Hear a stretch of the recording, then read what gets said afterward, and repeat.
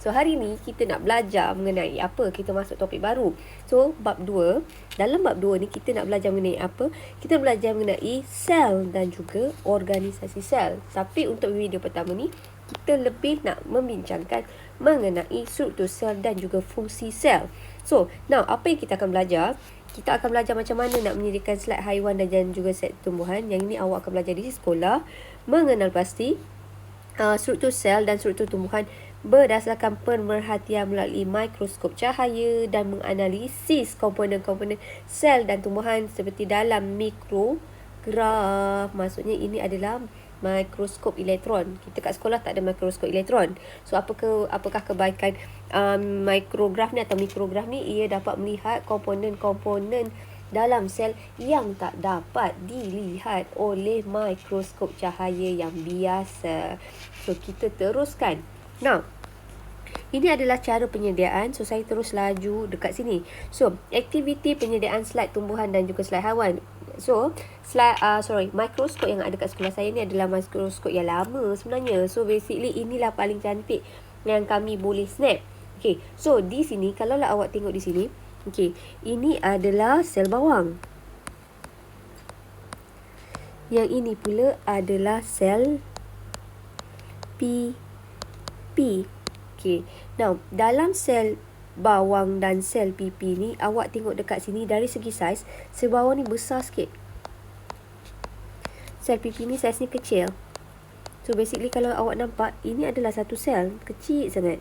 Kalau awak compare dengan sel tumbuhan ni, ini dia memanjang. Macam ni kan, dia panjang macam tu kan. So dalam sel tumbuhan tu ada apa? Tengok sel tumbuhan ada apa? Dia ada nukleus, ada dinding sel, ada sitoplasma dan juga ada vakuole. So saya label sikit lah. Yang titik ni, ini nukleus. Lepas tu ini yang awak nampak dinding sel. Lepas tu dalam ni sebenarnya ni ada membran sel. Lepas tu dalam ni kita ada sitoplasma. Okay, so kalaulah sel haiwan dengan sel tumbuhan, basically kalaulah sel haiwan dengan sel tumbuhan, okay, sel haiwan tu macam awak nak bayangkan macam awak goreng telur mata. Kan, saya rasa awak dah belajar tingkatan 1. Kalau sel tumbuhan dia macam satu blok kan. Yang macam ni. Sekejap saya cuba lukis. Saya memang, maafkan saya, ini paling cantik yang saya boleh lukis tau. Okay, so apakah persamaan? Dua-dua ada nukleus. Lagi apakah persamaan yang awak nampak? Dia ada sitoplasma.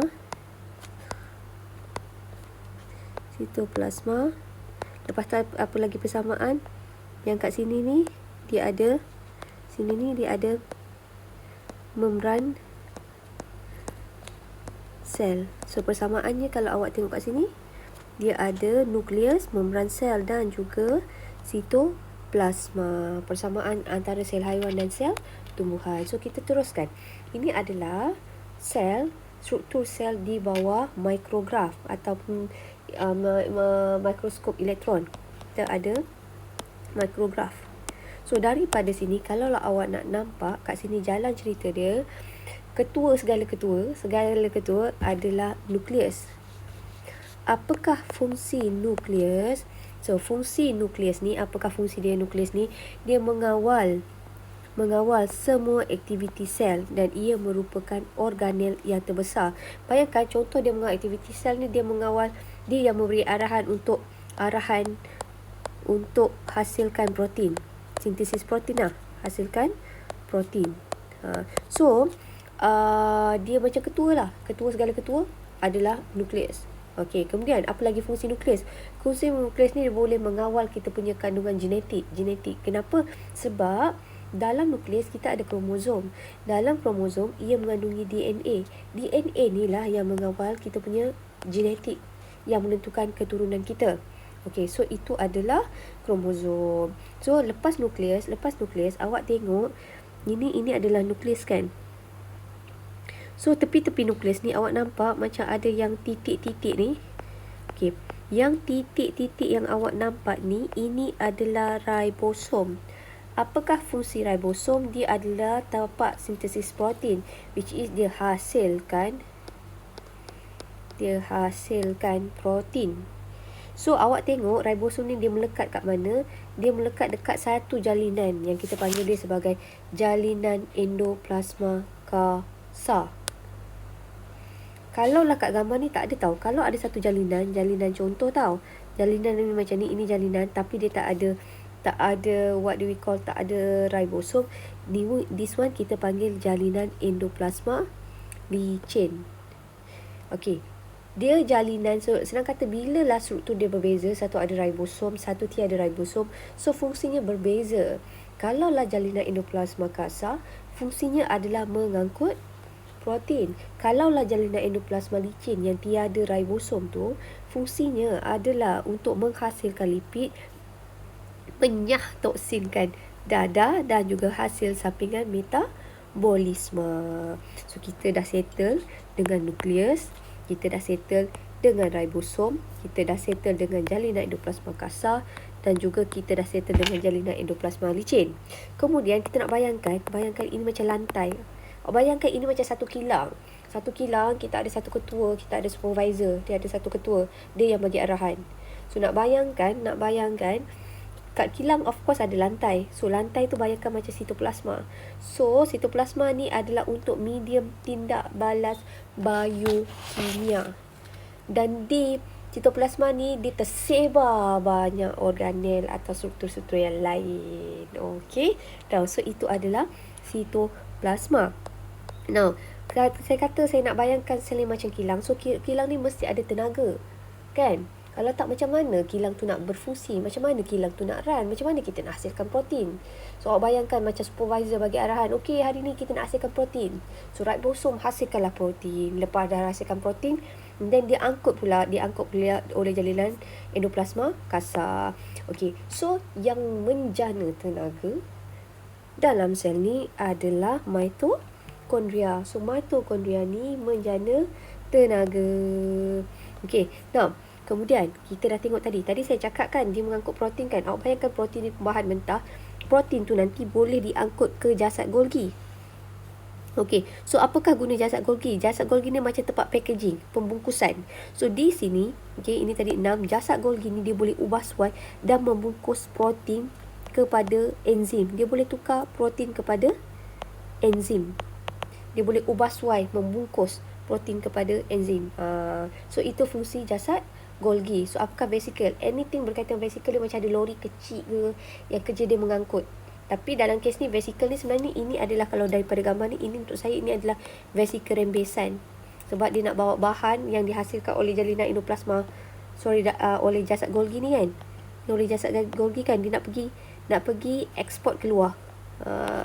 So ini adalah vesicle rembesan. Nanti ini awak akan belajar. So awak nampak je vesicle, fungsi dia mengangkut. Okay. Now, so apa lagi yang ada kat sini? Kita ada lysosom. Lysosom ni awak bayangkan dia macam tukang bersihkan. Dia macam cleaner. Kalau tak ada cleaner, kita nak bayangkan kilang tu kotor. So fungsi dia akan mencernakan bahan-bahan organik kompleks yang tak guna ataupun menyingkirkan organel yang rosak. So itu adalah fungsi lysosom. Okay. So sel tumbuhan tadi kita kata ada perbezaan kan? 6. Dalam sel tumbuhan dia ada ekstra struktur yang lain, which is dia ada dinding sel. So apakah fungsi dinding sel? Memberi bentuk yang tetap dan sokongan kepada sel. Okay, so itu adalah fungsi dinding kan. Bayangkan kilang of course kena ada dinding. So dinding tu yang akan memberi bentuk kepada sel itu. Kemudian dan ditambahkan satu, bila lah tumbuhan ni ada dinding sel, bila dia ada dinding sel, dia ada memberi bentuk yang tetap. Dan bila kita rendam tumbuhan dalam air, tumbuhan tu sel dia tak akan pecah. So sel tumbuhan tak pecah disebabkan dia ada dinding sel. Kemudian kita tengok sini ada vacuole. So apakah itu vacuole? Dalam vacuole ada cecair yang kita panggil dia sebagai subsel. Dalam subsel ni ada apa? Dalam subsel ni ada nutrien dan juga ada air. Okay, so apakah fungsi dia sebenarnya vacuole? Fungsi dia adalah untuk menyokong tumbuhan herba. Saya ulang slow-slow tau. Cecair namanya subsel.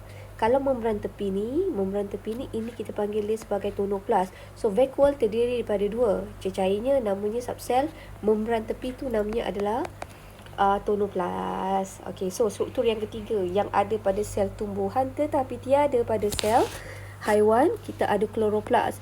So kloroplas ni terlibat dalam fotosintesis dengan cara apa?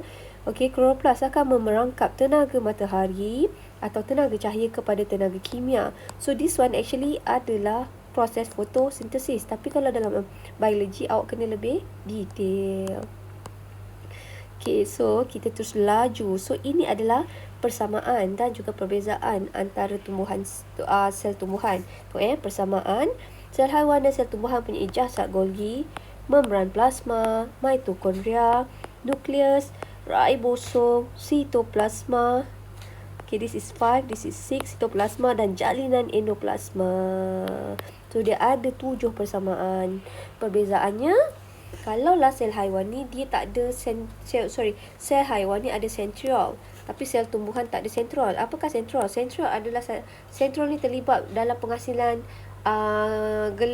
gentian gelendong. Dia terlibat dalam pembahagian sel, which is dia akan menghasilkan gentian gelendong. Okey. Now, yang ini ada bentuk yang tetap. Ini tiada bentuk yang tetap. Sini ada dinding sel, ini tak ada dinding sel, ini ada dinding sel. Yang ni tiada vacuole, ini ada vacuole. Yang ni tiada kloroplas, ini ada kloroplas. Yang ni makanan simpanannya dalam bentuk glycogen. Yang ini adalah dalam bentuk kanji. So, sebenarnya struktur dalam tumbuhan ni kita boleh pecahkan kepada dua. Satu adalah bukan organel. Dia tak ada fungsi yang spesifik, which is kita ada saya paling degil ke? Okey. Tak cantik kan? Saya sitoplasma, membran plasma dan juga dinding sel. Okey. Right. Now, so ini awak boleh baca sendiri. This one adalah hanyalah extra notes yang awak boleh baca, tengok daripada nota ataupun awak boleh tengok dalam buku teks. So ini tadi kita dah bincangkan apakah persamaan dan juga perbezaan. Now, kita nak jawab soalan. Nyatakan satu perbezaan struktur antara jalinan endoplasma kasar dan juga jalinan endoplasma licin. So perbezaannya, jalinan endoplasma kasar mempunyai ribosom, manakala jalinan endoplasma licin tiada ribosom. So, soalan kedua ni tadi. Kedua, mengapakah penggunaan mikroskop elektron yang mikrograf dia penting untuk mengkaji sel? Kerana mikroskop elektron ni, saya buat ME ni dapat melihat struktur sel yang tidak dapat melihat struktur sel dengan jelas yang tak dapat dilihat dengan mikroskop cahaya. Contoh, saya bagi sini contoh. Contohnya adalah macam dapat tengok ribosom, JEK, apa lagi? Banyak lagi kan? Golgi apparatus, jasad Golgi. Okay, now soalan ketiga. Kloroplas hanya terdapat pada sel tumbuhan sahaja. Berikan satu contoh sel tumbuhan yang tidak mempunyai kloroplas. So contohnya paling simple adalah sel bawang, ataupun ada yang tadi cakap sel kulat ataupun fungi. Sebab kenapa dia tak menjalani fotosintesis, dia dapat nutrien adalah melalui benda-benda yang mati. Kalau sel bawang ni kenapa dia tidak mempunyai kloroplas? Okey, dan dia tak perlukan juga kloroplas sebab sel bawang ni dia hidup dalam tanah. Sel bawang kerana sel bawang hidup di dalam tanah.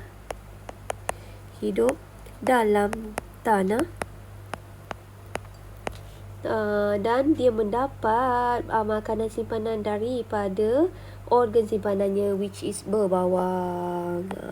So, itu sahaja untuk tajuk ini. Maaf atas segala salah dan silap. Terima kasih.